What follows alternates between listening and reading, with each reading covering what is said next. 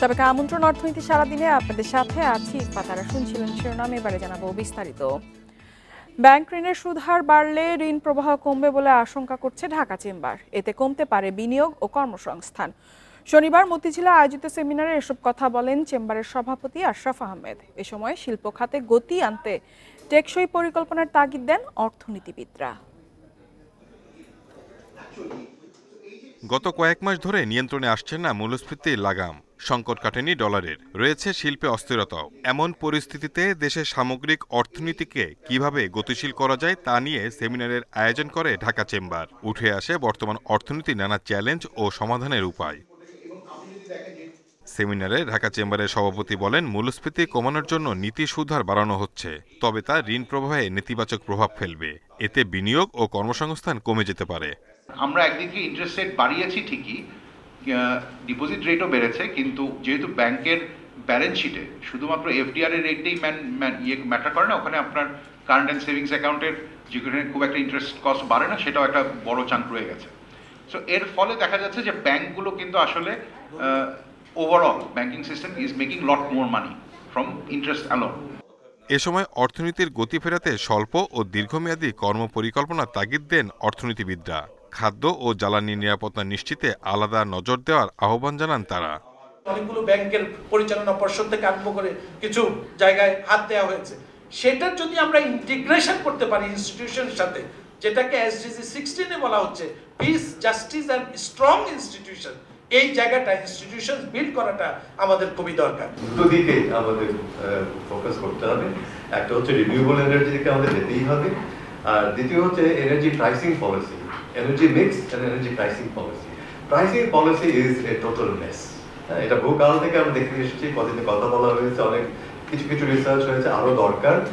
সেমিনারে জানানো হয়, দেশের 50টি ব্যাংক ভালো, 10টির অবস্থা তুলনামূলক খারাপ। ব্যাংকিং খাতে আস্থা ফিরিয়ে আনতে আমানতকারীদের অর্থের নিশ্চয়তা দেওয়ার আহ্বান জানায় DCCI. Shahid Ahmed, independent news, Dhaka. বাড়তি কয়লা, ক্যাপাসিটি চার্জ সহ বিভিন্ন কৌশলে বিদ্যুতের অতিরিক্ত দাম ধরেছে ভারতের আদানি শিল্প গোষ্ঠী। তাই দেশের স্বার্থে ঝাড়খণ্ডের 1600 মেগাওয়াট বিদ্যুৎ কেন্দ্রের সঙ্গে করা চুক্তিটি বাতিলের দাবি জ্বালানি বিশেষজ্ঞদের। এজন্য সরকার নয়, নাগরিকদের পক্ষ থেকে উচ্চ আদালতে মামলা দায়েরের পরামর্শ তাদের। বাড়তি দামের জন্য সমালোচনার ঝড় উপেক্ষা করেই গত বছর আদানির বিদ্যুৎ আমদানি শুরু করে আওয়ামী লীগ সরকার। চলতি বছর জুনে আদানি প্রতি ইউনিট বিদ্যুতে কয়লার দাম ধরেছে 8 টাকা 22 পয়সা। এ সময় পায়রা বিদ্যুৎ কেন্দ্রে কয়লার খরচ 6 টাকা 20 পয়সা। আদানি গত অর্থবছর প্রতি ইউনিট বিদ্যুতে ক্যাপাসিটি চার্জ ও পরিচালন ব্যয় ধরেছে 7 টাকার বেশি। বিশেষজ্ঞরা বলছেন, বাড়তি খরচ দেখিয়ে 25 বছরে অতিরিক্ত 1 লাখ কোটি টাকা আদায় করতে পারে আদানি। চুক্তি করা বলে যে অধিকার লাভ করেছে আদানি, তাতে করে আমাদের কাছ থেকে বিদ্যুতের যৌক্তিক এবং ন্যায্য মূল্য অপেক্ষা বেশি মূল্য নেওয়ার সুযোগ পেয়েছে এবং নিয়েছে। সুতরাং ওই চুক্তি আর বহাল থাকতে পারে না। সরকার নিজেই চুক্তি করেছে, সুতরাং সে চুক্তির বিরুদ্ধে সরকারের পক্ষে মামলা করতে যাওয়াটা কঠিন। এটা জনগণের পক্ষ থেকেই যেতে হবে এবং সেটা পাবলিক ইন্টারেস্টে যেতে হবে। আদানির বিরুদ্ধে অভিযোগ রয়েছে, কম দামের কয়লা ব্যবহার করে বেশি দাম আদায়, শুল্ক সুবিধা পেয়েও তা প্রদর্শন না করা, এছাড়া 3 মাস আগে বিদ্যুতের নির্দিষ্ট চাহিদা জানানো, উৎপাদন সক্ষমতার কমপক্ষে 34% বিদ্যুৎ কেনা, 1% বেশি কয়লার অপচয় সহ ক্রয় চুক্তির বিভিন্ন দুর্বলতা। আমি মনে করি না চুক্তি বাতিল কোনো সমাধান। চুক্তি রিভিউ করা যেতে পারে, কিন্তু উভয় পক্ষের সম্মতির ভিত্তিতে এটাতে সংশোধন আনা যেতে পারে, কিন্তু চাপিয়ে দেওয়ার কোনো সুযোগ আছে বলে আমার মনে হয় না। অন্তর্বর্তী সরকার বিদ্যুৎ জ্বালানির দ্রুত সরবরাহ আইন স্থগিত করেছে। ওই আইনের অধীনে আদানি সহ বিভিন্ন প্রতিষ্ঠানের সঙ্গে করা চুক্তির কারিগরি ও আর্থিক দিক খতিয়ে দেখছে বিশেষ কমিটি। আইন অনুযায়ী হয়েছে কিনা, আর টেকনিক্যাল এক্সপার্টরা ওনারা দেখবেন, যারা টেকনিক্যাল মেম্বার্স আছেন অফ দিস কমিটি, ওনারা সেটা রিভিউ করবেন। তারপর আমরা যা হয় আমরা সিদ্ধান্ত রিকমেন্ডেশন দেব। আদানির কেন্দ্রের শুল্কের কর অনিয়ম খতিয়ে দেখছে কাস্টমস, গোয়েন্দা ও তদন্ত অধিদপ্তর। অন্যদিকে বাংলাদেশে বিদ্যুৎ রপ্তানির ভবিষ্যৎ অনিশ্চয়তায় সম্প্রতি নিজ দেশে বিক্রির সুযোগ উন্মুক্ত করেছে ভারত সরকার। Hari Saha, independent news, Dhaka. পুঁজিবাজারে বিনিয়োগকারীদের আস্থা ফেরাতে নিয়ন্ত্রক সংস্থা সিকিউরিটিজ অ্যান্ড এক্সচেঞ্জ কমিশনকে কার্যকর উদ্যোগ নেয়ার পরামর্শ দিয়েছেন সাধারণ বিনিয়োগকারীরা। অন্যথায় ধারাবাহিক বাজার পতন ও অযোগ্যতার দায়ভার নিয়ে এর চেয়ারম্যানকে পদত্যাগ করার আহ্বান জানিয়েছেন তারা। শনিবার সকালে রাজধানীর পল্টনে এক সংবাদ সম্মেলনে এসব কথা বলেন বাংলাদেশ পুঁজিবাজার বিনিয়োগকারী সম্মিলিত পরিষদের নেতারা। পুঁজিবাজার ও বিনিয়োগকারীদের স্বার্থে 12টি দাবি তুলে ধরেন সংগঠনের সভাপতি আতাউল্লাহ নাঈম। তিনি বলেন, পুঁজিবাজারে তালিকাভুক্ত 28টি কোম্পানিকে জেড ক্যাটাগরিতে পাঠানোর কারণে শেয়ারধারীরা মূলধন হারাচ্ছে। এক্ষেত্রে কোম্পানিগুলোকে নির্দিষ্ট সময়সীমা বেঁধে দেওয়া যেতে পারে। পাশাপাশি কোম্পানিগুলোর পরিচালকদের দেশ থেকে নিষেধাজ্ঞাও দেওয়া যেতে পারে।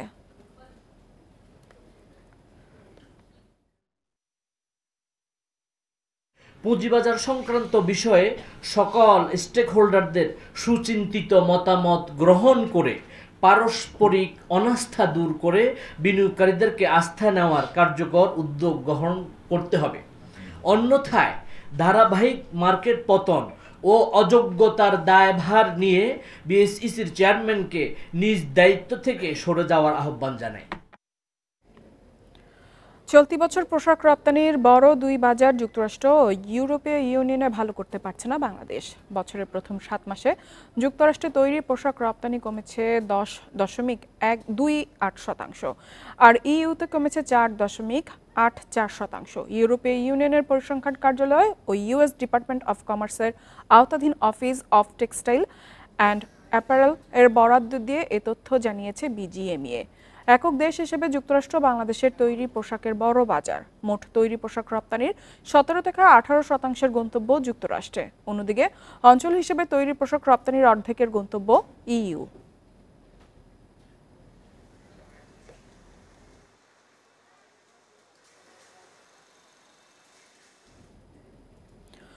সাভারের আশুলিয়া টঙ্গাবাড়ি এলাকায় কারখানা খুলে দেয়া সহ বিভিন্ন দাবিতে বিক্ষোভ করেন মণ্ডল নিটওয়্যার কারখানার শ্রমিকরা। এ সময় টঙ্গী আশুলিয়া ইপিজেড সড়ক অবরোধ করলে যানজটের সৃষ্টি হয়।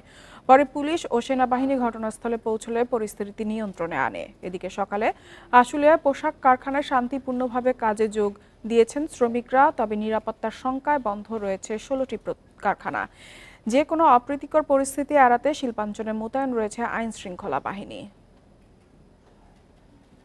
মিয়ানমারের অস্থিরতায় ডিসেম্বর থেকে বন্ধ টেকনাফ সেন্ট মার্টিন রুটে পর্যটক জাহাজ চলাচল। এতে এই দ্বীপ ঘিরে পর্যটন ব্যবসায় নেমেছে ধস। লোকসান থেকে বাঁচাতে অক্টোবর থেকে পুরোদমে জাহাজ চলাচল শুরুর দাবি ব্যবসায়ীদের। তবে কবে নাগাদ নৌ রুটটি খুলবে বলতে পারছে না প্রশাসন।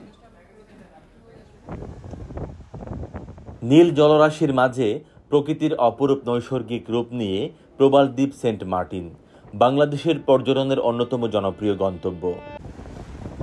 মিয়ানমারে সংঘাতের জেরে গেল ডিসেম্বর থেকে এই দ্বীপে পর্যটক নিয়ে জাহাজ চলাচল বন্ধ রয়েছে। এর আগে টেকনাফ থেকে সেন্ট মার্টিন নৌ রুটে প্রতিদিন চলত 8টি জাহাজ। দিনে যাতায়াত ছিল গড়ে 3 থেকে 4,000 পর্যটকের। বিকল্প আরেকটি রুট হিসেবে ইনানির নৌবাহিনীর জেটি ঘাট থেকে ছেড়ে যেত 2টি জাহাজ, তাও বন্ধ হয়ে যায় কয়েক মাস পরেই।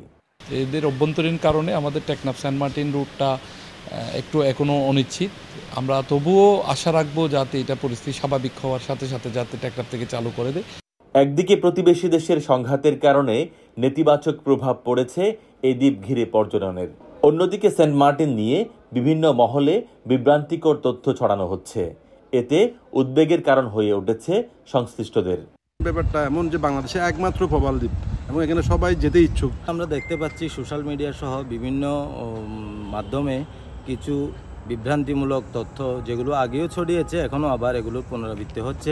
আমরা চাই ওদিকে না গিয়ে যাতে পর্যটকদেরকে সুস্থভাবে সুন্দরভাবে সেন্ট মার্টিন ঘুরিয়ে এনে বাংলাদেশের রাজস্বকে কিভাবে বৃদ্ধি করা যায়।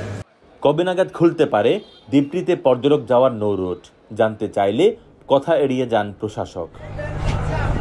ট্যুর অপারেটরস অ্যাসোসিয়েশনের হিসেবে প্রতি বছর অক্টোবর থেকে জানুয়ারি পর্যন্ত 4 মাসে সেন্ট মার্টিন বেড়াতে যান অন্তত 3 লাখ পর্যটক, আর এই খাতে আয় প্রায় 1,000 কোটি টাকা।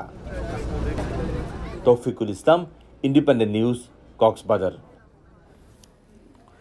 14 মাস পর চাল রপ্তানির ওপর থেকে নিষেধাজ্ঞা তুলে নিল ভারত। শুক্রবার দেশটির কেন্দ্রীয় সরকারের এক বিবৃতিতে বলা হয়, বাসমতি ব্যতীত অন্য সব ধরনের চাল রপ্তানি করতে পারবেন রপ্তানিকারকরা। সিদ্ধ চালের রপ্তানিতেও শুল্ক কমানো হয়েছে। আগে যেখানে রপ্তানি শুল্কের হার ছিল 10%, তা নামিয়ে আনা হয়েছে 10%। সরকারের এই পদক্ষেপে উচ্ছ্বসিত দেশটির চাল রপ্তানিকারকরা। এই সিদ্ধান্ত অভ্যন্তরীণ কৃষিক্ষেত্র এবং আন্তর্জাতিক চালের বাজারে নির্ণায়ক ভূমিকা রাখবে বলে আশা করছেন ব্যবসায়ীরা। অভ্যন্তরীণ বাজার স্থিতিশীল রাখতে 2023 সালের 20 জুলাই বিশ্ববাজারে চাল রপ্তানিতে নিষেধাজ্ঞা দেয় ভারতের কেন্দ্রীয় সরকার।